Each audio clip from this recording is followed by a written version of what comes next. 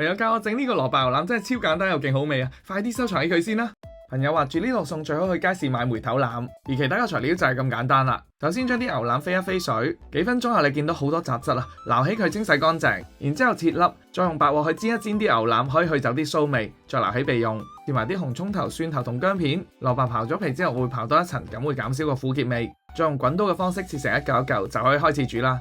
首先爆香啲紅葱頭同薑蒜，再倒啲牛腩落去爆炒下佢，再落柱侯醬同蠔油，加水冚個面，放埋幾粒八角同冰糖，較到中細火冚蓋燜佢15分鐘，夠鐘之後就加水，滾起之後就較到最細火再燜多30分鐘，跟住重複一樣步驟，加水中細火燜15分鐘，然後又係加水最細火燜30分鐘。燜嘅過程記得睇火啊，如果唔夠水要加水。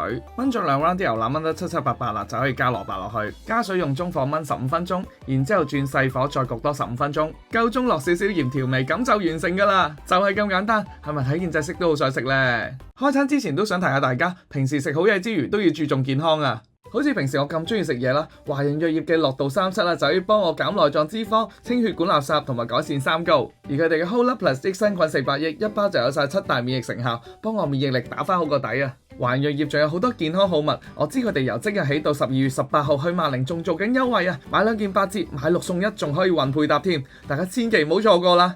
介紹完優惠，我而家要試食啦！呢個蘿蔔牛腩真燜得好腍同好入味啊！用梅頭腩去燜啦，有肉有筋，真係好正啊！啲蘿蔔都燜得啱啱好啊！你哋中意食蘿蔔定牛腩多啲啊？大家都不妨試下煮啦，返嚟全家人都會爭住食啊！